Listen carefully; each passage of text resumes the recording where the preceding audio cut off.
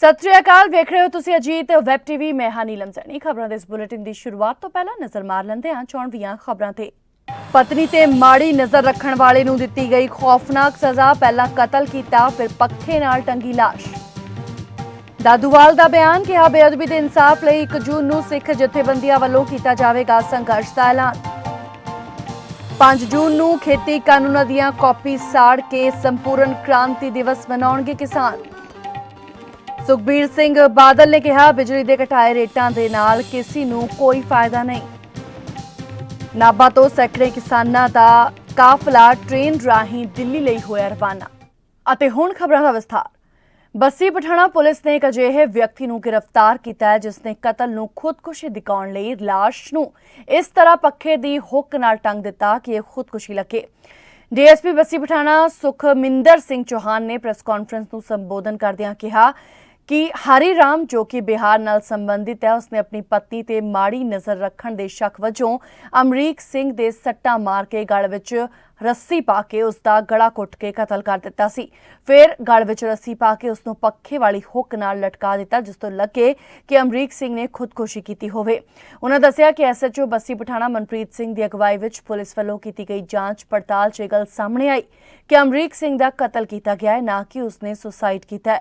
उन्होंने दस्सिया कि जदों हरीराम तो पुछगिछ की गई तो उसने अपने जुर्म का इकबाल कर लिया। उन्होंने कहा कि इस कथित मुलजिम नूं माणयोग अदालत विच पेश करके अगली पड़ताल भी की जाएगी। साडे बस्सी पठाणा दे विच एक अमरीक सिंह नां दा व्यक्ति आपदी वाइफ ते बच्चों नाल रहिंदा सी। बेसिकली ये रहण वाला अपना पिंड हैगा अपना इत्थे रैलो पिंड दा सीगा। तकरीबन 10 साल तो इत्थे ही रह रहा सी। ਇਹਦੇ ਜਿੱਥੇ ਕਮਰੇ 'ਚ ਰਹਿੰਦਾ ਸੀਗਾ ਗਰੀਬ ਪਰਿਵਾਰ ਸੀ ਉਸ ਦੇ ਬਿਲਕੁਲ ਨਾਲ ਹੀ ਕਮਰੇ ਦੇ ਵਿੱਚ ਇੱਕ ਹਰੀ ਰਾਮ ਨਾਮ ਦਾ ਯੂਪੀ ਦਾ ਇੱਕ ਪ੍ਰਵਾਸੀ ਮਜ਼ਦੂਰ ਹੈ ਉਹ ਆਪਦੀ ਫੈਮਿਲੀ ਦੇ ਨਾਲ ਰਹਿੰਦਾ ਸੀਗਾ। ਤੇ ਕੱਲ ਰਾਤ ਜਿਹੜਾ ਅਮਰੀਕ ਸਿੰਘ ਸੀਗਾ ਇਹਦੀ ਡੈੱਡ ਬੋਡੀ ਲਾਸ਼ ਇਹਦੀ ਲਟਕੀ ਹੋਈ ਮਿਲੀ ਤੇ ਇਹਦੀ ਵਾਈਫ ਵੱਲੋਂ ਇਹ ਅਜ਼ਿਊਮ ਕੀਤਾ ਗਿਆ ਕਿ ਇਹਨੇ ਸੁਸਾਈਡ ਕਰ ਲਿਆ ਕਿਉਂਕਿ ਵਾਈਫ ਇਹਦੇ ਸਾਹਮਣੇ ਹੀ ਇੱਕ ਕਮਰੇ ਤੇ ਥੋੜਾ ਜਿਹਾ ਉਹਦਾ ਮਨਮੁਟਾਵ ਸੀਗਾ ਅਲੱਗ ਰਹਿੰਦੀ ਸੀ ਤੇ ਉਹਨੇ ਆ ਕੇ ਦੱਸਿਆ ਕਿ ਵੀ ਮੇਰੇ ਹਸਬੰਡ ਨੇ ਸੁਸਾਈਡ ਕਰ ਲਿਆ। ਲੇਕਿਨ ਜਾ ਕੇ ਜਦੋਂ ਬਰੀਕੀ ਨਾਲ ਇਹਦੀ ਤਫਤੀਸ਼ ਕੀਤੀ ਗਈ SHO ਸਾਹਿਬ ਸਿਟੀ ਇੰਚਾਰਜ ਸਾਹਿਬ ਤੇ ਸਾਡੇ ਹੋਰ IOs ਜਿਹੜੇ ਸੀਗੇ ASI ਸ਼ਮਸ਼ੇਰ ਸਿੰਘ ਤੇ ASI ਮਨਦੀਪ ਸਿੰਘ ਸਾਰਿਆਂ ਨੇ ਮਿਲ ਕੇ ਦੇਖਿਆ ਤੇ ਮੈਂ ਖੁਦ ਵੀ ਜਾ ਕੇ ਸੀ ਮੋਰਚਰੀ ਦੇ ਵਿੱਚ ਜਦੋਂ ਉਹਦੀ ਚੰਗੀ ਤਰ੍ਹਾਂ ਬਰੀਕੀ ਨਾਲ ਪੜਤਾਲ ਕਰੀ ਤਾਂ ਦੇਖਿਆ ਕਿ ਉਹਦੇ ਗਲ ਦੇ ਵਿੱਚ 2 ਨਿਸ਼ਾਨ ਸੀਗੇ। ਇੱਕ ਜਿਹੜਾ ਗਲਫਾ ਦਾ V ਟਾਈਪ ਦਾ ਨਿਸ਼ਾਨ ਹੁੰਦਾ ਉਹ ਸੀਗਾ ਤੇ ਇੱਕ U ਟਾਈਪ ਦਾ ਨਿਸ਼ਾਨ ਸੀਗਾ ਜਿਸ ਤੋਂ ਇਹ ਲੱਗਦਾ ਸੀਗਾ ਕਿ ਪਹਿਲਾਂ ਇਹਦਾ ਗਲਾ ਘੁੱਟਿਆ ਗਿਆ ਹੈ ਰੱਸੀ ਨਾਲ। ਉਸ ਤੋਂ ਜਾ ਕੇ ਫਿਰ ਮੌਕੇ ਤੇ ਪੂਰੀ ਤਫਤੀਸ਼ ਕਰੀ ਤਾਂ ਪਤਾ ਲੱਗਿਆ ਕਿ ਵੀ ਜਿਹੜਾ ਨਾਲ ਹਰੀ ਰਾਮ ਰਹਿੰਦਾ ਸੀਗਾ ਵੀ ਇਸ ਨੇ ਪਹਿਲਾਂ ਇਹਦੇ ਇੱਕ ਸਿਰ ਦੇ ਵਿੱਚ ਸੱਟ ਮਾਰੀ ਉਦੋਂ ਬਾਅਦ ਇਹਦਾ ਗਲਾ ਘੁੱਟ ਕੇ ਰੱਸੀ ਨਾਲ ਬਾਅਦ ਦੇ ਵਿੱਚ ਇਹਨੂੰ ਟੰਗਤਾ ਕਿ ਵੀ ਇਸ ਤਰ੍ਹਾਂ ਲੱਗੇ ਕਿ ਜਿਵੇਂ ਇਹਨੇ ਸੁਸਾਈਡ ਕਰਿਆ ਹੋਵੇਗਾ। ਇਹ 4 ਘੰਟਿਆਂ ਦੇ ਵਿੱਚ ਹੀ ਇਹ ਟਰੇਸ ਕਰ ਲਿਆ ਗਿਆ। ਹਰੀ ਰਾਮ ਨੇ ਆਪਦਾ ਜੁਰਮ ਕਬੂਲ ਕਰ ਲਿਆ ਤੇ ਉਹਨੇ ਸਾਰੀ ਗੱਲ ਦੱਸੀ ਕਿ ਵੀ ਅਸਲ ਦੇ ਵਿੱਚ ਹਰੀ ਰਾਮ ਨੂੰ ਇਹ ਸ਼ੱਕ ਸੀਗਾ ਕਿ ਜਿਹੜਾ ਅਮਰੀਕ ਸਿੰਘ ਹੈ ਵੀ ਉਹਦੀ ਵਾਈਫ ਤੇ ਬੁਰੀ ਨਜ਼ਰ ਰੱਖਦਾ ਸੀਗਾ ਵੀ ਇਸ ਕਰਕੇ ਹਰੀ ਰਾਮ ਨੇ ਗੁੱਸੇ ਵਿੱਚ ਆ ਕੇ ਵੀ ਉਹਦਾ ਕਤਲ ਕਰਕੇ ਉਹਨੂੰ ਜਦੋਂ ਅਧਮਰਾ ਹੋ ਗਿਆ ਤਾਂ ਉਹਨੂੰ ਟੰਗਤਾ ਕਿ ਇਸ ਤਰ੍ਹਾਂ ਲੱਗੇ ਕਿ ਜਿਸ ਤਰ੍ਹਾਂ ਇਸਨੇ ਸੁਸਾਈਡ ਕਰਿਆ ਹੈ ਗਲ ਫਾਹਾ ਲਿਆ ਹੈ।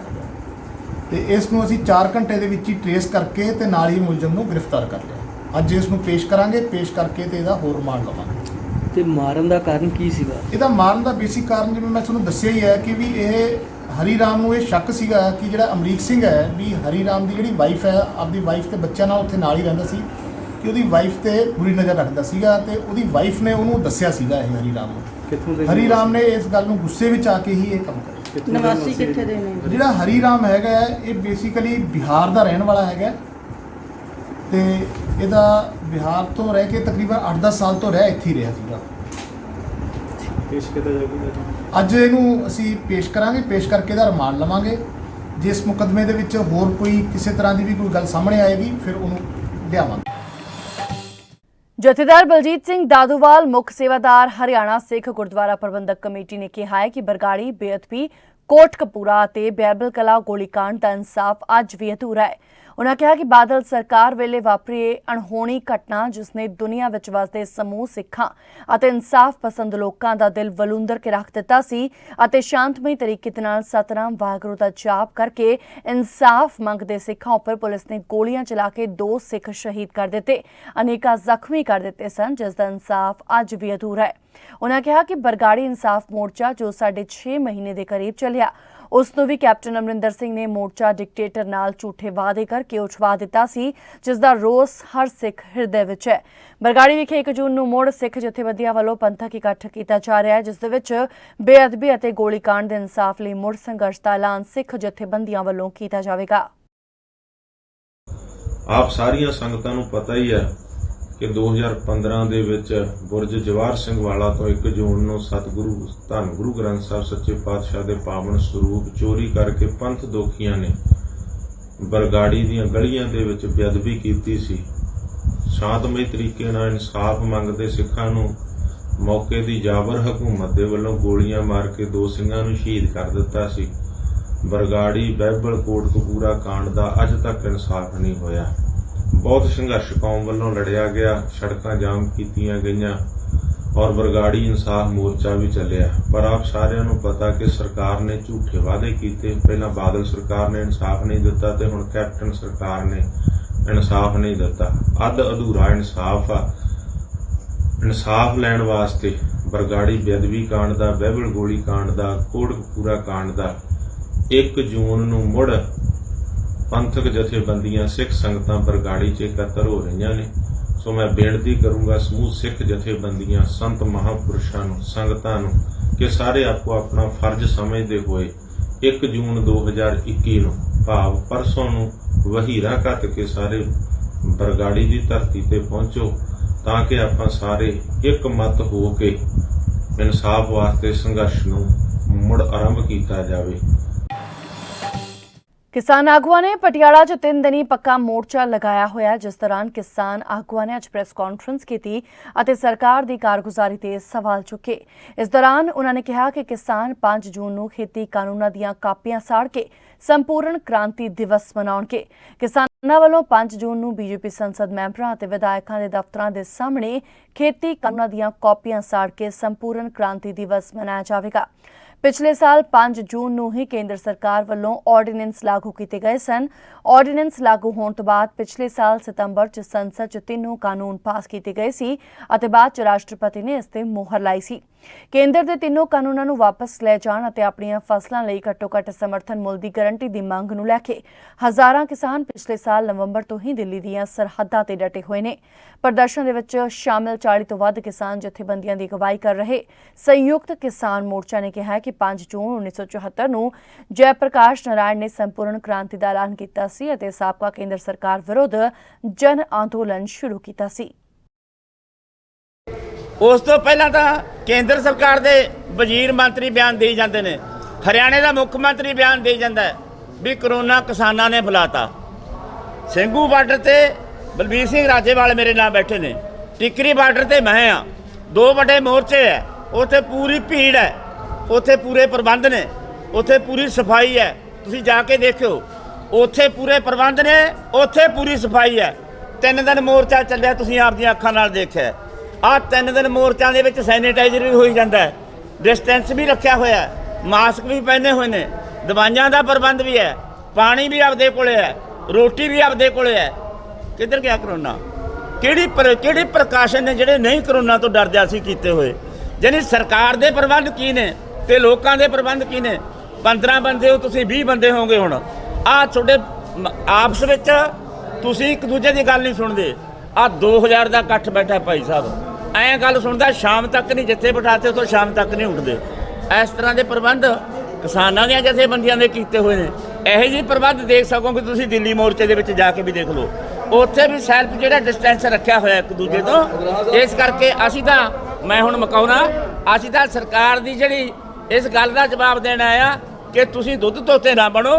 ਤੁਸੀਂ ਦੁੱਧ ਧੋਤੇ ਹੈ ਨਹੀਂ ਤੇ ਤੁਸੀਂ ਲੋਕਾਂ ਦੇ ਮੌਤ ਦਾ ਕੋਈ ਵੀ, ਉਹਨਾਂ ਦੇ ਸੰਭਾਲ ਦਾ, ਉਹਨਾਂ ਦੀ ਬਿਮਾਰੀ ਦਾ ਕੋਈ ਵੀ ਬੰਦੋਬਸਤ ਨਹੀਂ ਕੀਤਾ। ਜਿੰਨੀਆਂ ਮੌਤਾਂ ਹੋਈਆਂ ਨੇ ਸਰਕਾਰਾਂ, ਦੋਨੇ ਸਰਕਾਰਾਂ ਜਿੰਨੇ। ਸ਼੍ਰੋਮਣੀ ਅਕਾਲੀ ਦਲ ਦੇ ਪ੍ਰਧਾਨ ਸੁਖਬੀਰ ਸਿੰਘ ਬਾਦਲ ਨੇ ਸ਼੍ਰੀ ਮੁਕਤਸਰ ਸਾਹਿਬ ਵਿਖੇ ਪੱਤਰਕਾਰਾਂ ਨਾਲ ਗੱਲਬਾਤ ਕਰਦਿਆਂ ਕਿਹਾ ਕਿ ਕੈਪਟਨ ਸਰਕਾਰ ਵੱਲੋਂ ਜੋ ਪ੍ਰਤੀ ਯੂਨਿਟ ਬਿਜਲੀ ਦੇ ਰੇਟ ਵਧਾਏ ਗਏ ਨੇ, ਇਸ ਦਾ ਕਿਸੇ ਨੂੰ ਕੋਈ ਵੀ ਲਾਭ ਨਹੀਂ। ਉਨ੍ਹਾਂ ਕਿਹਾ ਕਿ ਪਹਿਲਾਂ ਹੀ 200 ਯੂਨਿਟ ਤੱਕ ਬਿਜਲੀ ਮੁਆਫ ਨੇ। ਸੁਖਬੀਰ ਸਿੰਘ ਬਾਦਲ ਨੇ ਕਿਹਾ ਕਿ ਕਾਂਗਰਸ ਸਰਕਾਰ ਝੂਠ ਤੇ ਨਿਰਭਰ ਹੈ ਅਤੇ ਕੈਪਟਨ ਅਮਰਿੰਦਰ ਸਿੰਘ ਨੂੰ ਪਤਾ ਹੀ ਨਹੀਂ ਕਿ ਹੇਠਲੇ ਪੱਧਰ ਤੇ ਕੀ ਕੁਝ ਹੋ ਰਿਹਾ ਹੈ। ਸੁਖਬੀਰ ਸਿੰਘ ਬਾਦਲ ਇੱਥੇ ਗੁਰਰਾਜ ਸਿੰਘ ਫੱਤਣਵਾਲਾ ਦੇ ਦੇਹਾਂਤ ਤੇ ਪਰਿਵਾਰ ਨਾਲ ਦੁੱਖ ਸਾਂਝਾ ਕਰਨ ਪਹੁੰਚੇ ਸਨ। ਉਨ੍ਹਾਂ ਕਿਹਾ ਕਿ ਕੈਪਟਨ ਅਮਰਿੰਦਰ ਸਿੰਘ ਆਰਾਮ ਫਰਮਾ ਰਹੇ ਨੇ, ਜਦਕਿ ਲੋਕ ਕਰੋਨਾ ਮਹਾਮਾਰੀ ਦਾ ਸਾਹਮਣਾ ਬਹੁਤ ਮੁਸ਼ਕਿਲ ਨਾਲ ਕਰ ਰਹੇ ਨੇ। ਉਨ੍ਹਾਂ ਕਿਹਾ ਕਿ ਸ਼੍ਰੋਮਣੀ ਅਕਾਲੀ ਦਲ ਇਸ ਮੁੱਦੇ ਤੇ ਸਿਆਸਤ ਨਹੀਂ ਕਰ ਰਹੀ। ਸਰਕਾਰ ਨੇ ਜਿਹੜੇ ਅੱਜ ਬਿਜਲੀ ਦੇ ਰੇਟ ਘਟਾਏ ਆ 4 ਸਾਲਾਂ ਬਾਅਦ, ਕੀ ਕਹਿਣਾ? ਕੋਈ ਰੇਟ ਨਹੀਂ ਘਟਾਏ। ਉਹਨਾਂ ਨੇ ਕਿਹਾ ਇਕੱਲਾ ਜਿਹਦੇ 2 ਕਿਲੋਵਾਟ ਦਾ ਕਨੈਕਸ਼ਨ ਹੋਏ, 200 ਯੂਨਿਟ ਤੋਂ ਘੱਟ ਖਰਚਦਾ ਹੋਏ, ਉਹਦਾ 1 ਰੁਪਿਆ ਘਟਾਇਆ। ਉਹ ਤਾਂ ਪਹਿਲਾਂ ਹੀ ਮੁਫਤ ਹੈ, ਗਰੀਬ ਵਾਸਤੇ ਮੁਫਤ ਹੈ, ਗਰੀਬ ਨੂੰ ਤਾਂ ਕੋਈ ਫਾਇਦਾ ਨਹੀਂ ਹੈ। 4.5 ਸਾਲ ਬਾਅਦ ਇਹੋ ਜਿਹੇ ਫੈਸਲੇ ਲੈਣ ਦਾ ਫਾਇਦਾ ਕੀ? ਕੈਪਟਨ ਨੂੰ ਪਤਾ ਹੀ ਨਹੀਂ ਕੀ ਹੋ ਰਿਹਾ। ਹੁਣ ਐਂ ਨਹੀਂ ਪਤਾ ਕਿ 200 ਯੂਨਿਟ ਦੇ ਥੱਲੇ ਬਿੱਲ ਹੀ ਨਹੀਂ ਆਉਂਦਾ, ਤੇ ਫਿਰ ਇਹ ਜੇ ਝੂਠ ਨਹੀਂ, ਸਾਰੀ ਸਰਕਾਰ ਹੀ ਝੂਠ ਤੇ ਨਿਰਭਰ ਹੈ। ਕਿਸਾਨ ਲਗਾਤਾਰ ਖੇਤੀ ਕਾਨੂੰਨਾਂ ਦੇ ਵਿਰੋਧ ਦੇ ਵਿੱਚ ਕੇਂਦਰ ਸਰਕਾਰ ਖਿਲਾਫ ਰੋਸ ਪ੍ਰਦਰਸ਼ਨ ਕਰ ਰਹੇ ਨੇ, ਪਰ ਕੇਂਦਰ ਸਰਕਾਰ ਕਿਸਾਨਾਂ ਦੀਆਂ ਮੰਗਾਂ ਮੰਨਣ ਨੂੰ ਤਿਆਰ ਹੀ ਨਹੀਂ। ਕਿਸਾਨ ਲਗਾਤਾਰ ਦਿੱਲੀ ਬਾਰਡਰਾਂ ਵੱਲ ਕੂਚ ਕਰ ਰਹੇ ਨੇ, ਜਿਸ ਦੇ ਤਹਿਤ ਨਾਭਾ ਰੇਲਵੇ ਸਟੇਸ਼ਨ ਤੋਂ ਭਾਰਤੀ ਕਿਸਾਨ ਯੂਨੀਅਨ ਰਾਜੇਵਾਲ ਦੇ ਸੈਂਕੜੇ ਕਿਸਾਨ ਆਗੂ ਦਿੱਲੀ ਵਿਖੇ ਟ੍ਰੇਨ ਰਾਹੀਂ ਰਵਾਨਾ ਹੋਏ। ਭਾਰਤੀ ਕਿਸਾਨ ਯੂਨੀਅਨ ਰਾਜੇਵਾਲ ਦੇ ਜਥੇਬੰਦੀ ਆਗੂ 3 ਜ਼ਿਲ੍ਹਿਆਂ ਵਿੱਚੋਂ ਵੱਡੀ ਗਿਣਤੀ 'ਚ ਕਿਸਾਨਾਂ ਨਾਲ ਦਿੱਲੀ ਦੀਆਂ ਬਰੂਹਾਂ ਉੱਤੇ ਪਹੁੰਚ ਰਹੇ ਨੇ, ਜਿਸ ਦੇ ਵਿੱਚ ਪਟਿਆਲਾ, ਫਤਿਹਗੜ੍ਹ ਅਤੇ ਹੁਸ਼ਿਆਰਪੁਰ ਜ਼ਿਲ੍ਹਾ ਸ਼ਾਮਿਲ ਹੈ। ਇਸ ਮੌਕੇ ਉੱਤੇ ਭਾਰਤੀ ਕਿਸਾਨ ਯੂਨੀਅਨ ਰਾਜੇਵਾਲ ਦੇ ਸੂਬਾ ਜਨਰਲ ਸਕੱਤਰ ਓਂਕਾਰ ਸਿੰਘ ਅੰਗੋਲ ਨੇ ਕਿਹਾ ਕਿ ਜਦੋਂ ਤੱਕ ਇਹ ਖੇਤੀ ਕਾਨੂੰਨ ਰੱਦ ਨਹੀਂ ਹੁੰਦੇ, ਉਦੋਂ ਤੱਕ ਇਹ ਸੰਘਰਸ਼ ਲਗਾਤਾਰ ਜਾਰੀ ਰਹੇਗਾ। ਭਾਵੇਂ ਸਾਨੂੰ ਕਈ ਸਾਲ ਉੱਥੇ ਕਿਉਂ ਨਾ ਬੈਠਣਾ ਪਵੇ, ਅਸੀਂ ਪਿੱਛੇ ਨਹੀਂ ਹਟਾਂਗੇ। ਦੇਖੋ, ਜਾਬਰ ਸਰਕਾਰ ਦੇ ਨਾਲ ਸਾਡਾ ਪਾ ਪਿਆ ਹੈ। ਇੱਕ ਪਾਸੇ ਜਾਬਰ ਹੈ, ਦੂਜੇ ਪਾਸੇ ਸਬਰ ਦੀ ਲੜਾਈ ਹੈ। ਕਿਸਾਨ ਸਬਰ ਦੀ ਲੜਾਈ ਲੜ ਰਹੇ ਨੇ ਔਰ ਸ਼ਾਂਤਮਈ ਅੰਦੋਲਨ ਹੈ ਜਿਹੜਾ ਉਹ ਲੜ ਰਹੇ। 3 ਮਹੀਨੇ ਤਾਂ ਪੰਜਾਬ ਦੇ ਵਿੱਚ ਅੰਦੋਲਨ ਲੜਿਆ ਤੇ 6 ਮਹੀਨੇ ਤੋਂ ਉੱਤੇ ਹੈ ਜਿਹੜਾ ਸਮਾਂ ਉਹ ਦਿੱਲੀ ਦੇ ਬਾਰਡਰਾਂ ਤੇ ਹੋ ਗਿਆ। ਪਰ ਸਰਕਾਰ ਹੈ ਜਿਹੜੀ ਉਹ ਕੇਸਰ ਵੱਟੀ ਬੈਠੀ ਹੈ। ਔਰ ਅਸੀਂ ਦ੍ਰਿੜਤਾ ਨਾਲ ਇਹ ਗੱਲ ਕਹਿ ਰਹੇ ਹਾਂ ਵੀ ਜਦੋਂ ਅਸੀਂ ਸਾਰੇ ਕਾਨੂੰਨ ਜਿਹੜੇ ਇਹ ਬਣਾਏ ਨੇ ਖੇਤੀ ਲਈ, ਇਹਨਾਂ ਨੂੰ ਅਸੀਂ ਗਲਤ ਸਾਬਤ ਕਰ ਚੁੱਕੇ ਹਾਂ। ਮੈਂ ਸਮਝਦਾ ਵੀ ਜਾਂ ਤਾਂ ਸਰਕਾਰ ਉਹਨਾਂ ਨੂੰ ਜਿਹੜੀ ਡਿਬੇਟ ਹੋਈ ਹੈ ਮੀਟਿੰਗਾਂ ਦੇ ਵਿੱਚ, ਉਸ ਡਿਬੇਟ ਨੂੰ ਨਸ਼ਰ ਕਰੇ ਪੂਰਨ ਤੌਰ ਤੇ, ਤਾਂ ਜੋ ਲੋਕਾਂ ਨੂੰ ਵੀ ਪਤਾ ਲੱਗ ਸਕੇ ਵੀ ਹਾਂ ਕਿਸਾਨ ਸੱਚੇ ਨੇ ਜਾਂ ਸਰਕਾਰ ਸੱਚੀ ਹੈ। ਇੱਕ ਪਾਸੇ ਉਹ ਕਹਿ ਰਹੇ ਨੇ ਵੀ ਇਹਨਾਂ ਕਾਨੂੰਨਾਂ 'ਚ ਕੀ ਕਾਲਾ ਹੈ। ਅਸੀਂ ਉਹ ਸਾਬਤ ਕਰ ਦਿੱਤਾ ਪੁਆਇੰਟ ਟੂ ਪੁਆਇੰਟ ਸਾਰੀਆਂ ਮੀਟਿੰਗਾਂ ਦੇ ਵਿੱਚ ਵੀ ਆਹ ਕੁਛ ਇਹਦੇ ਵਿੱਚ ਕਿਸਾਨਾਂ ਦੇ ਲਈ ਘਾਤਕ ਹੈ। ਤੁਸੀਂ ਤਾਂ ਸਾਬਤ ਕਰਦੇ, ਕੇਂਦਰ ਸਰਕਾਰ ਤਾਂ ਮੰਨਣ ਨੂੰ ਤਿਆਰ ਨਹੀਂ। ਮੰਨਣ ਨੂੰ ਅਸੀਂ, ਸਾਡਾ ਚੈਲੰਜ ਹੈ ਵੀ ਉਹ ਇਹਨਾਂ ਨੂੰ ਨਸ਼ਰ ਕਰੇ। ਮੀਟਿੰਗਾਂ ਦਾ ਬਾਕਾਇਦਾ ਰਿਕਾਰਡਿੰਗ ਹੁੰਦੀ ਹੈ, ਉਹਦਾ ਬਾਕਾਇਦਾ ਉੱਥੇ ਡਾਟਾ ਹੁੰਦਾ ਹੈ, ਉਹਨੂੰ ਰਿਕਾਰਡਿੰਗ ਰਿਲੀਜ਼ ਕਰ ਦੇਵੇ ਵੀ ਆਹ ਕਿਸਾਨਾਂ ਨੇ ਕੋਈ ਜਵਾਬ ਨਹੀਂ ਦੇ ਸਕੇ, ਆਪਣੇ ਆਪ ਪਤਾ ਲੱਗ ਜਾਏਗਾ।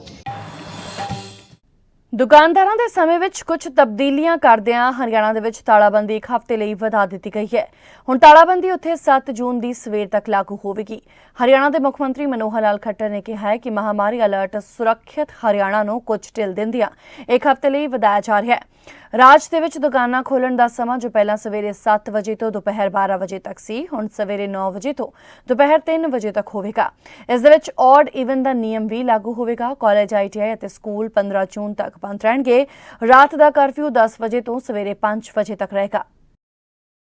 कोविड में हम लोग सावधानी बरत रहे हैं। सारे जो हमने महामारी अलर्ट घोषित किया हुआ है उसकी कल अवधि पूरी हो रही है, 31 तारीख प्रातःकाल 5 बजे। तो उसको आगे के लिए भी, क्योंकि अभी एकदम हम ऐसा अपने आप को ये ना माने कि कोरोना से बिल्कुल निजात मिल गई है, तो कुछ छूट देते हुए उसको फिर से दोबारा 1 सप्ताह के लिए बढ़ाया जा रहा है, अर्थात 7 जून तक प्रातःकाल 5 बजे तक।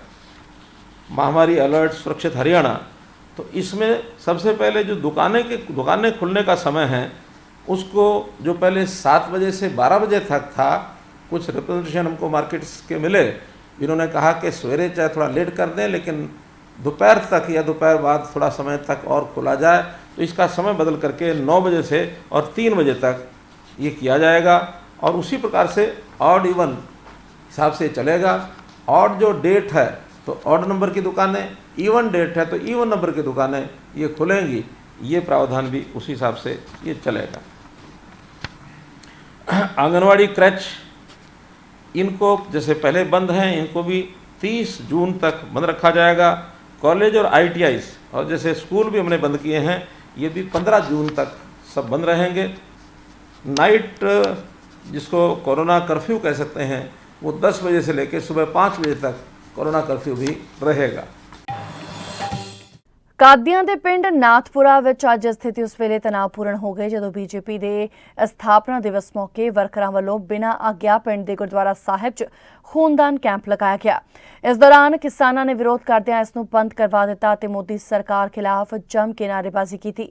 ਇਸ ਮੌਕੇ ਪਹੁੰਚੇ SHO ਬਲਕਾਰ ਸਿੰਘ ਵੱਲੋਂ ਸਥਿਤੀ ਨੂੰ ਕਾਬੂ ਕਰਦਿਆਂ ਕੈਂਪ ਬੰਦ ਕਰਵਾਇਆ ਗਿਆ। ਅਜੀਤ ਨਾਲ ਗੱਲਬਾਤ ਕਰਦਿਆਂ ਕਿਸਾਨ ਸੰਘਰਸ਼ ਕਮੇਟੀ ਦੇ ਪ੍ਰਧਾਨ ਅਤੇ ਕਿਸਾਨਾਂ ਨੇ ਕਿਹਾ ਕਿ ਮੋਦੀ ਸਰਕਾਰ ਆਪਣੀ ਹੋਂਦ ਬਣਾਉਣ ਲਈ ਥਾਂ ਖੂਨਦਾਨ ਕੈਂਪ ਲਗਾ ਰਹੀ ਹੈ, ਜਿਸ ਨੂੰ ਕਿ ਅਸੀਂ ਕਾਮਯਾਬ ਨਹੀਂ ਹੋਣ ਦੇਵਾਂਗੇ। ਇਹ ਕਾਨੂੰਨ ਦੇ ਸਾਰਾ ਹੀ ਉਲਟ ਚੱਲਣ ਰਿਹਾ ਵਾ। ਜੇ ਤੁਹਾਡੇ ਤੇ ਕਾਨੂੰਨ ਲਾਗੂ ਹੁੰਦਾ ਤੇ ਇਹਨਾਂ ਦੇ ਵੀ ਹੁੰਦਾ ਵਾ। ਚਲੋ ਮੰਨ ਲਿਆ ਵੀ ਜਿਹੜਾ ਸਿਹਤ ਮਹਿਕਮਾ ਉਹਨੇ ਪਰਮਿਸ਼ਨ ਲਈ ਆ, ਉਹ ਆਪਣਾ ਖੂਨਦਾਨ ਕੈਂਪ ਲਾ ਕੇ ਬੈਠਾ, ਤੇ ਦੂਜਿਆਂ ਦਾ ਕੀ ਕੰਮ? BJP ਐਡ ਕੰਪਨੀ ਦਾ ਗਲਾਂ ਦੇ ਵਿੱਚ ਉਹਨਾਂ ਨੇ ਝੰਡੀਆਂ ਪਾਈਆਂ, BJP ਦੀਆਂ ਬੈਨਰ ਫੜੇ ਆ, BJP ਦੀ ਮਸੂਰੀ ਕਾਂਡੇ ਤੇ ਸਾਡਾ ਕਿਸਾਨ 450 ਦਿੱਲੀ ਸ਼ਹੀਦ ਹੋ ਗਿਆ। ਮੋਦੀ ਦੇ ਮੂੰਹ 'ਚੋਂ 2 ਲਫ਼ਜ਼ ਨਹੀਂ ਨਿਕਲੇ ਹਜੇ ਤੱਕ। ਇਹ ਕੀ ਆਪਣਾ ਪ੍ਰਚਾਰ ਕਰਨ ਦੇ ਪਿੰਡਾਂ ਜਾਣ ਕੇ ਕੀ ਖੇਡ ਵਾ? ਪਿੰਡ ਦੀ ਪੰਚਾਇਤ ਨੂੰ ਕੋਈ ਇਨਫੋਰਮੇਸ਼ਨ ਨਹੀਂ, ਇੱਥੇ ਪਿੰਡ ਨੂੰ ਕੋਈ ਜਾਣਕਾਰੀ ਨਹੀਂ ਕੀ ਬਣ ਰਿਹਾ ਵਾ। ਇਹ ਕੀ ਬਣ ਰਿਹਾ ਵਾ ਤੁਸੀਂ ਆਪ ਸੋਚ ਸਕਦੇ ਜੇ। ਇਹ ਤੁਹਾਡੇ ਵਾਸਤੇ 22 ਦਾ ਆਪਣੀ ਤਿਆਰੀ ਕਰਨ ਦੇ ਆਪਣੇ ਲਈ ਵੀ ਤੁਹਾਡੇ ਤੇ ਪ੍ਰਭਾਵ ਪਾਇਆ ਜਾਏ। ਇਹ ਕੰਮ ਕਿਸਾਨ ਮਜ਼ਦੂਰ ਸੰਘਰਸ਼ ਕਮੇਟੀ ਨਹੀਂ ਹੋਣ ਦਊਗੀ। BJP ਦਾ ਵਿਰੋਧ ਕਰਾਂਗੇ, ਡਟ ਕੇ ਸਹਿਮਤ ਜੇ। ਪਰਚਾ ਕਰੋ ਇਹਨਾਂ ਤੇ।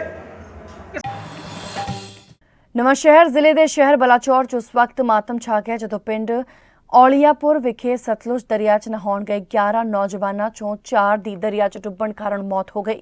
7 ਨੌਜਵਾਨਾਂ ਨੇ ਬੜੀ ਮੁਸ਼ਕਿਲ ਦੇ ਨਾਲ ਆਪਣੀ ਜਾਨ ਬਚਾਈ। ਇਨ੍ਹਾਂ ਨੌਜਵਾਨਾਂ ਦਾ ਅੱਜ ਅੰਤਿਮ ਸੰਸਕਾਰ ਕੀਤਾ ਗਿਆ ਹੈ। ਜਾਣਕਾਰੀ ਮੁਤਾਬਕ ਕੱਲ੍ਹ ਬਾਅਦ ਦੁਪਹਿਰ ਉਪਮੰਡਲ ਬਲਾਚੌਰ 'ਚ ਪੈਂਦੇ ਔਲੀਆਪੁਰ ਨੇੜੇ ਦਰਿਆ ਸਤਲੁਜ ਵਿੱਚ ਨਹਾਉਂਦੇ ਵਕਤ ਡੁੱਬਣ ਕਾਰਨ ਇਹਨਾਂ ਦੀ ਮੌਤ ਹੋ ਗਈ ਸੀ, ਜਿਨ੍ਹਾਂ ਦੀਆਂ ਲਾਸ਼ਾਂ ਕੱਲ੍ਹ ਦੇਰ ਰਾਤ ਤੱਕ ਗੋਤਾਖੋਰਾਂ ਵੱਲੋਂ ਕੱਢਣ ਉਪਰੰਤ ਮੋਰਚਰੀ 'ਚ ਰਖਵਾ ਦਿੱਤੀਆਂ ਗਈਆਂ ਸਨ। ਇਸ ਮੌਕੇ ਸਾਬਕਾ ਸਮਿਤੀ ਮੈਂਬਰ ਅਤੇ ਹਲਕਾ ਪ੍ਰਧਾਨ ਬਹੁਜਨ ਸਮਾਜ ਪਾਰਟੀ ਜਸਵੀਰ ਸਿੰਘ ਔਲੀਆਪੁਰ ਨੇ ਪੀੜਿਤ ਪਰਿਵਾਰਾਂ ਨੂੰ 10-10 ਲੱਖ ਰੁਪਏ ਦੀ ਮਾਲੀ ਸਹਾਇਤਾ ਦੀ ਮੰਗ ਕੀਤੀ ਹੈ। ਘਟਨਾ ਸਤਲੁਜ ਦਰਿਆ ਦੇ ਵਿੱਚ ਵਾਪਰੀ, ਜਿਹਦੇ 4 ਨੌਜਵਾਨ ਬੱਚੇ ਜਿਹੜੇ ਆ ਇਸ ਦੁਨੀਆ ਤੋਂ ਅਲਵਿਦਾ ਕਰ ਗਏ। ਅੱਜ ਉਹਨਾਂ ਦੇ ਸੰਸਕਾਰ ਦੇ ਉੱਤੇ ਇਕੱਠੇ ਹੋਏ ਆ। ਬਹੁਤ ਹੀ ਦੁਖਦਾਇਕ ਘਟਨਾ ਆ, ਨਾ ਸਹਿਣਯੋਗ ਘਟਨਾ ਵਾਪਰੀ ਆ।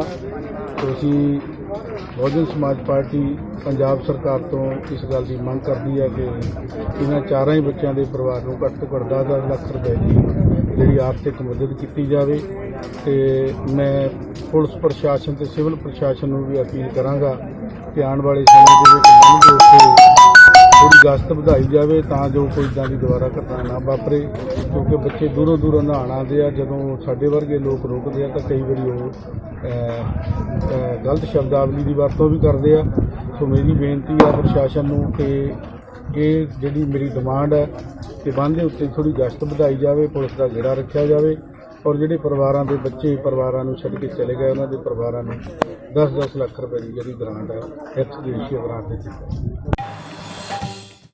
ਆਮ ਆਦਮੀ ਪਾਰਟੀ ਦੇ ਕੋਟ ਕਪੂਰਾ ਦੇ MLA ਤੇ ਕਿਸਾਨ ਵਿੰਗ ਪੰਜਾਬ ਦੇ ਪ੍ਰਧਾਨ ਕੁਲਤਾਰ ਸਿੰਘ ਸੰਧਵਾ ਅੱਜ ਸ਼੍ਰੀ ਮੁਕਤਸਰ ਸਾਹਿਬ ਪਹੁੰਚੇ, ਜਿੱਥੇ ਉਹਨਾਂ ਨੇ ਪਾਰਟੀ ਆਗੂਆਂ ਦੇ ਨਾਲ ਵਿਚਾਰ ਕੀਤੀਆਂ। ਜਦਕਿ ਇਸ ਤੋਂ ਬਾਅਦ ਪਿੰਡ ਕੋਠੇ ਰਾਮ ਸਿੰਘ ਵਾਲਾ ਕੋਟਲੀ ਵਿਖੇ ਕਰਜ਼ ਤੋਂ ਪਰੇਸ਼ਾਨ ਹੋ ਕੇ ਖੁਦਕੁਸ਼ੀ ਕਰ ਚੁੱਕੇ ਕਿਸਾਨ ਜਗਜੀਤ ਸਿੰਘ ਦੇ ਪਰਿਵਾਰ ਨੂੰ ਮਿਲੇ ਅਤੇ ਪਰਿਵਾਰ ਨਾਲ ਦੁੱਖ ਸਾਂਝਾ ਕੀਤਾ। ਕੁਲਤਾਰ ਸਿੰਘ ਸੰਧਵਾ ਨੇ ਆਖਿਆ ਹੈ ਕਿ ਇੱਕ ਪਾਸੇ ਪੰਜਾਬ ਸਰਕਾਰ ਕਿਸਾਨਾਂ ਦਾ ਕਰਜ਼ਾ ਮੁਆਫ ਕਰਨ ਦਾ ਦਾਅਵਾ ਕਰਦੀ ਹੈ, ਪਰ ਦੂਜੇ ਪਾਸੇ ਕਿਸਾਨਾਂ ਦੇ ਕਰਜ਼ੇ ਕਰਕੇ ਖੁਦਕੁਸ਼ੀਆਂ ਕਰਨ ਦਾ ਸਿਲਸਿਲਾ ਲਗਾਤਾਰ ਜਾਰੀ ਹੈ। ਉਨ੍ਹਾਂ ਪੰਜਾਬ ਸਰਕਾਰ ਤੋਂ ਪਰਿਵਾਰ ਲਈ ਉਚਿਤ ਮੁਆਵਜ਼ੇ ਦੀ ਮੰਗ ਕੀਤੀ ਹੈ। ਇਸ ਤੋਂ ਇਲਾਵਾ ਕੁਲਤਾਰ ਸਿੰਘ ਸੰਧਵਾ ਨੇ ਪਿਛਲੇ ਦਿਨੀ ਪਿੰਡ ਸੂਰੇਵਾਲਾ ਦੇ ਮ੍ਰਿਤਕ ਕਿਸਾਨ ਗੁਰਪ੍ਰੀਤ ਸਿੰਘ ਦੇ ਪਰਿਵਾਰ ਨਾਲ ਵੀ ਦੁੱਖ ਸਾਂਝਾ ਕੀਤਾ, ਜੋ ਦਿੱਲੀ ਧਰਨੇ ਤੋਂ ਪਰਤਿਆ ਸੀ। ਦੇਖੋ ਜੀ, ਸਾਡੀ ਜਿਹੜੀ ਨਾ ਸਰਕਾਰਾਂ, ਭਾਵੇਂ ਸਟੇਟ ਦੀ ਹੋਵੇ, ਸੂਬੇ ਦੀ ਕਾਂਗਰਸ ਸਰਕਾਰ ਹੋਵੇ ਜਾਂ ਕੇਂਦਰ ਦੀ BJP ਦੀ ਸਰਕਾਰ ਹੋਵੇ, ਉਹ ਉਹਨਾਂ ਦੀ ਨਲਾਇਕੀ ਕਾਰਨ ਇੱਕ ਤਾਂ ਕਰਜ਼ੇ ਨਾਲ ਕਿਸਾਨ ਮਰ ਰਿਹਾ ਸਾਡੇ ਦੇਸ਼ ਦਾ, ਉਹ ਕਾਲੇ ਕਾਨੂੰਨਾਂ ਕਰਕੇ ਉਹਨੂੰ ਉੱਥੇ ਬਹਿਣਾ ਪੈ ਰਿਹਾ। ਦੂਜਾ, ਕਰੋਨਾ ਕਾਰਨ ਲੁੱਟ ਹੋ ਰਹੀ ਹੈ ਲੋਕਾਂ ਦੀ। ਸਰਕਾਰ ਆਪਦਾ ਕੋਈ ਮਤਲਬ ਫਰਜ਼ ਹੀ ਅਦਾ ਨਹੀਂ ਕਰ ਰਹੀ, ਲੁੱਟਣ ਵਾਸਤੇ ਛੱਡਿਆ ਹੋਇਆ। ਇੱਕ ਪ੍ਰਾਈਵੇਟ ਹਸਪੀਟਲ ਦੀ ਮਾਲਕਨ ਜਿਹਦਾ ਆਪਦਾ ਇੰਟਰਸਟ ਹੋਵੇ ਪ੍ਰਾਈਵੇਟ ਹਸਪੀਟਲ ਦੇ ਵਿੱਚ, ਉਹ ਸਿਵਲ ਸਰਜਨ ਕਿਵੇਂ ਲੱਗ ਸਕਦੀ ਹੈ ਜੀ ਉਸੇ ਸ਼ਹਿਰ ਦੇ ਵਿੱਚ? ਇਹ ਕਿਵੇਂ ਹੋ ਸਕਦਾ? ਇਹਨਾਂ ਦੀ ਲੁੱਟ ਦੇ ਖਿਲਾਫ ਕਿਹਦੇ ਕੋਲੇ ਜਾਣਗੇ ਉਹ? ਸੋ ਪੰਜਾਬ ਸਰਕਾਰ ਨੂੰ ਜਾਗਣਾ ਚਾਹੀਦਾ। ਤੇ ਦੂਜਾ, ਜਿਵੇਂ ਸਾਡੇ ਕੋਟਲੀ ਪਿੰਡ ਦੇ ਕੋਠਿਆਂ ਦੇ ਵਿੱਚ ਕੀ ਨਾਮ ਦਾ ਰਾਮਸਰ ਕੋਟਲੀ ਦੇ ਸਰ ਜਗਜੀਤ ਸਿੰਘ ਖੁਦਕੁਸ਼ੀ ਕਰ ਗਏ। ਕੈਪਟਨ ਅਮਰਿੰਦਰ ਸਿੰਘ ਕਹਿੰਦੇ ਮੈਂ ਪੂਰਨ ਕਰਜ਼ਾ ਮਾਫ ਕਰਤਾ। ਉਹ ਖੁਦਕੁਸ਼ੀ ਕਰ ਗਏ ਆ। ਤੁਸੀਂ ਹੱਥ ਫੜੋ, ਇਹ ਤਾਂ ਬਾਹਰ ਨਹੀਂ ਨਿਕਲਦੇ। ਕਰੋਨਾ ਦੇ ਵਿੱਚ ਤੁਸੀਂ ਵੀ ਤਾਂ ਆਏ ਹੋ, ਮੈਂ ਧੰਨਵਾਦੀ ਹਾਂ ਤੁਹਾਡਾ ਮੀਡੀਆ ਵਾਲਿਆਂ ਦਾ, ਤੁਸੀਂ ਵੀ ਬਾਹਰ ਨਿਕਲੇ ਹੋ, ਲੋਕਾਂ ਦੀ ਦੁੱਖ ਤਕਲੀਫਾਂ ਸੁਣਦੇ ਹੋ। ਆ ਤੁਸੀਂ ਆ ਜਿਹੜੀ ਪ੍ਰਾਈਵੇਟ ਮੈਡੀਕਲ ਮਾਫੀਆ ਇਹਦੀ ਲੁੱਟ ਦੀ ਖਬਰ ਚਲਾਈ ਹੈ, ਤੁਸੀਂ ਵੀ ਤਾਂ ਆਏ ਹੋ। ਕੀ ਗੱਲ ਸਾਡੇ ਚੁਣੇ ਹੋਏ ਨੁਮਾਇੰਦੇ ਬਾਹਰ ਨਹੀਂ ਨਿਕਲ ਸਕਦੇ? ਕਿਉਂ ਨਹੀਂ ਨਿਕਲਦੇ ਹੋ? ਕੈਪਟਨ ਅਮਰਿੰਦਰ ਸਿੰਘ ਆਪਦੀ ਆਰਾਮਗਾਹ 'ਚ ਬੈਠੇ ਆ, ਇਹਨਾਂ ਦੇ ਅਫਸਰ ਮਿਲਦੇ ਹੀ ਨਹੀਂ, ਦਫ਼ਤਰਾਂ 'ਚ ਨਹੀਂ ਜਾਂਦੇ। ਸੋ ਇਹਨਾਂ ਦੇ ਖਿਲਾਫ ਕਾਰਵਾਈ ਕਰਨੀ ਚਾਹੀਦੀ। ਅਸੀਂ ਵਿਧਾਨ ਸਭਾ ਦੇ ਵਿੱਚ ਮੁੱਦਾ ਚੱਕਾਂਗੇ ਵੀ ਇਹ ਕਿਉਂ, ਕੀ ਗੱਲ, ਇਹ ਕਿਉਂ ਅਲਾਓ ਕੀਤਾ ਗਿਆ? ਇੱਕ ਪ੍ਰਾਈਵੇਟ ਹਸਪਤਾਲ ਦੇ ਵਿੱਚ ਜਿਹਦਾ ਇੰਟਰਸਟ ਹੋਵੇ ਉਹ ਸਿਵਲ ਸਰਜਨ ਨਹੀਂ ਲੱਗਣਾ ਚਾਹੀਦਾ। ਇਹ ਗਲਤ ਹੈ, ਲੁੱਟ ਕਰਾਉਣ ਵਾਲਾ ਕੰਮ ਹੈ। ਔਰ ਆਮ ਆਦਮੀ ਪਾਰਟੀ ਕਿਸੇ ਵੀ ਤਰ੍ਹਾਂ ਦੀ ਲੁੱਟ ਹੋਵੇ, ਪੰਜਾਬ ਦੀ ਹੋਵੇ, ਦੇਸ਼ ਦੀ ਹੋਵੇ, ਅਸੀਂ ਉਹਦੇ ਖਿਲਾਫ ਸੰਘਰਸ਼ ਕਰਦੇ ਰਹਾਂਗੇ, ਭਾਵੇਂ ਸਾਨੂੰ ਫਾਂਸੀ ਲਾਤਾ ਜਾਵੇ। ਪ੍ਰਧਾਨ ਮੰਤਰੀ ਨਰਿੰਦਰ ਮੋਦੀ ਨੇ ਅੱਜ 77ਵੀਂ ਵਾਰ ਮਨ ਕੀ ਬਾਤ ਪ੍ਰੋਗਰਾਮ ਤਹਿਤ ਆਪਣੇ ਵਿਚਾਰ ਸਾਂਝੇ ਕੀਤੇ। ਕੋਰੋਨਾ ਮਹਾਮਾਰੀ ਬਾਰੇ ਪੀਐਮ ਮੋਦੀ ਨੇ ਕਿਹਾ ਕਿ ਦੇਸ਼ ਕੋਵਿਡ ਦੇ ਨਾਲ ਪੂਰੀ ਤਾਕਤ ਨਾਲ ਲੜ ਰਿਹਾ ਹੈ। ਇਹ ਪਿਛਲੇ 100 ਸਾਲਾਂ ਵਿੱਚ ਸਭ ਤੋਂ ਵੱਡੀ ਮਹਾਮਾਰੀ ਹੈ। ਇਸ ਮਹਾਮਾਰੀ ਦੇ ਵਿਚਕਾਰ ਭਾਰਤ ਨੇ ਬਹੁਤ ਸਾਰੀਆਂ ਕੁਦਰਤੀ ਆਫਤਾਂ ਦਾ ਵੀ ਮੁਕਾਬਲਾ ਕੀਤਾ ਹੈ। ਪ੍ਰਧਾਨ ਮੰਤਰੀ ਮੋਦੀ ਨੇ ਕਿਹਾ ਕਿ ਜਿਸ ਤਰੀਕੇ ਦੇ ਨਾਲ ਕੋਰੋਨਾ ਨਾਲ ਚੱਕਰਵਾਤ ਨਾਲ ਪ੍ਰਭਾਵਿਤ ਸਾਰੇ ਰਾਜਾਂ ਦੇ ਲੋਕਾਂ ਨੇ ਹਿੰਮਤ ਦਿਖਾਈ ਹੈ, ਸੰਕਟ ਦੀ ਇਸ ਘੜੀ ਦੇ ਵਿੱਚ ਬੜੇ ਸਬਰ ਅਤੇ ਅਨੁਸ਼ਾਸਨ ਦਾ ਸਾਹਮਣਾ ਕੀਤਾ ਹੈ। ਕੇਂਦਰ, ਰਾਜ ਸਰਕਾਰ ਅਤੇ ਪ੍ਰਸ਼ਾਸਨ ਸਾਰੇ ਤਬਾਹੀ ਦਾ ਸਾਹਮਣਾ ਕਰਨ ਲਈ ਇਕਜੁੱਟ ਨੇ। ਦੇਸ਼ ਅਤੇ ਦੇਸ਼ ਦੇ ਲੋਕਾਂ ਨੇ ਪੂਰੀ ਤਾਕਤ ਦੇ ਨਾਲ ਉਹਨਾਂ ਨਾਲ ਲੜਿਆ ਅਤੇ ਘੱਟੋ-ਘੱਟ ਜਾਨੀ ਨੁਕਸਾਨ ਨੂੰ ਯਕੀਨੀ ਬਣਾਇਆ। साथियों, जब सेकंड वेव आई, अचानक से ऑक्सीजन की मांग कई गुना बढ़ गई, तो बहुत बड़ा चैलेंज था। मेडिकल ऑक्सीजन का देश के दूर सुदूर हिस्सों तक पहुंचाना अपने आप में बड़ी चुनौती थी। ऑक्सीजन टैंकर ज्यादा तेज चले, छोटी सी भी भूल हो तो उसमें बहुत बड़े विस्फोट का खतरा होता है। इंडस्ट्रियल ऑक्सीजन का उत्पादन करने वाले काफी प्लांट देश के पूर्वी हिस्सों में हैं। वहां से दूसरे राज्यों में ऑक्सीजन पहुंचाने के लिए भी कई दिन का समय लगता है।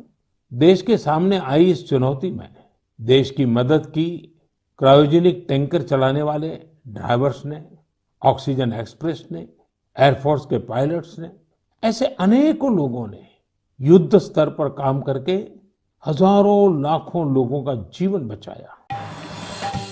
ਸੋ ਇਹ ਸਨ ਹੁਣ ਤੱਕ ਦੀਆਂ ਖਬਰਾਂ। ਅਪਡੇਟਸ ਦੇ ਲਈ ਲਗਾਤਾਰ ਵੇਖਦੇ ਰਹੋ ਅਜੀਤ ਵੈਬ ਟੀਵੀ। ਧੰਨਵਾਦ। ਦੇਸ਼ ਦੁਨੀਆ ਦੀਆਂ ਤਾਜ਼ਾ ਖਬਰਾਂ ਦੇ ਲਈ ਹੁਣੇ ਪਲੇ ਸਟੋਰ ਤੋਂ ਡਾਊਨਲੋਡ ਕਰੋ ਪੰਜਾਬ ਦੀ ਆਵਾਜ਼ ਅਜੀਤ ਨਿਊਜ਼ ਐਪ। ਹੁਣ ਤੁਹਾਡਾ ਆਪਣਾ ਅਜੀਤ ਹਰ ਸੋਸ਼ਲ ਮੀਡੀਆ ਪਲੇਟਫਾਰਮ ਦੇ ਉੱਤੇ ਉਪਲਬਧ ਹੈ। ਫੇਸਬੁੱਕ ਦੇ ਉੱਤੇ ਹੁਣੇ ਲਾਈਕ ਤੇ ਫੋਲੋ ਕਰੋ ਅਜੀਤ ਦਾ ਅਫੀਸ਼ੀਅਲ ਪੇਜ ਡੇਲੀ ਅਜੀਤ, ਤੇ ਹਾਂ ਨਾਲ ਹੀ ਦੋਸਤਾਂ ਨੂੰ ਪੇਜ ਲਾਈਕ ਕਰਨ ਦੇ ਲਈ ਇਨਵਾਈਟ ਕਰਨਾ ਨਾ ਭੁੱਲਣਾ। ਇੰਨਾ ਹੀ ਨਹੀਂ, ਹਿੰਦੀ ਦੇ ਵਿੱਚ ਖਬਰਾਂ ਵਾਸਤੇ ਲਾਈਕ ਤੇ ਫੋਲੋ ਕਰੋ ਸਾਡਾ ਫੇਸਬੁੱਕ ਪੇਜ ਅਜੀਤ ਸਮਾਚਾਰ ਹਿੰਦੀ। YouTube ਦੇ ਉੱਤੇ ਵੀਡੀਓ ਖਬਰਾਂ ਦੇਖਣ ਦੇ ਲਈ ਹੁਣੇ ਸਬਸਕ੍ਰਾਈਬ ਕਰੋ ਅਜੀਤ ਦਾ official YouTube channel Ajit web TV. ਤੁਹਾਡਾ ਆਪਣਾ ਅਜੀਤ ਹੁਣ ਟਵਿੱਟਰ ਤੇ ਇੰਸਟਾਗ੍ਰਾਮ ਦੇ ਉੱਤੇ ਵੀ ਉਪਲਬਧ ਹੈ। ਟਵਿੱਟਰ ਦੇ ਉੱਤੇ ਖਬਰਾਂ ਦੇ ਲਈ ਫੋਲੋ ਕਰੋ ਡੇਲੀ ਅਜੀਤ, ਤੇ ਇੰਸਟਾਗ੍ਰਾਮ ਦੇ ਉੱਤੇ ਖਬਰਾਂ ਦੇ ਨਾਲ ਵੀਡੀਓ ਦੇਖਣ ਦੇ ਲਈ ਫੋਲੋ ਕਰੋ ਬਲੂ ਟਿਕ ਵਾਲਾ ਸਾਡਾ ਅਫੀਸ਼ੀਅਲ ਚੈਨਲ ਡੇਲੀ ਅਜੀਤ। ਇੰਨਾ ਹੀ ਨਹੀਂ, ਅਜੀਤ ਦੇ ਵੀਡੀਓ ਹੁਣ ਤੁਸੀਂ ਐਪਲ ਟੀਵੀ ਦੇ ਉੱਤੇ ਵੀ ਵੇਖ ਸਕਦੇ ਹੋ, ਤੇ ਨਾਲ ਹੀ ਅਜੀਤ ਅਖਬਾਰ ਦਾ ਡਿਜੀਟਲ ਐਡੀਸ਼ਨ ਪੜ੍ਹਨ ਦੇ ਲਈ ਡਾਊਨਲੋਡ ਕਰੋ ਅਜੀਤ ਈ-ਪੇਪਰ ਐਪ। ਤੁਹਾਡਾ ਆਪਣਾ ਭਰੋਸੇਯੋਗ ਚੈਨਲ, ਤੁਹਾਡੀ ਆਪਣੀ ਆਵਾਜ਼, ਪੰਜਾਬ ਦੀ ਆਵਾਜ਼ ਅਜੀਤ।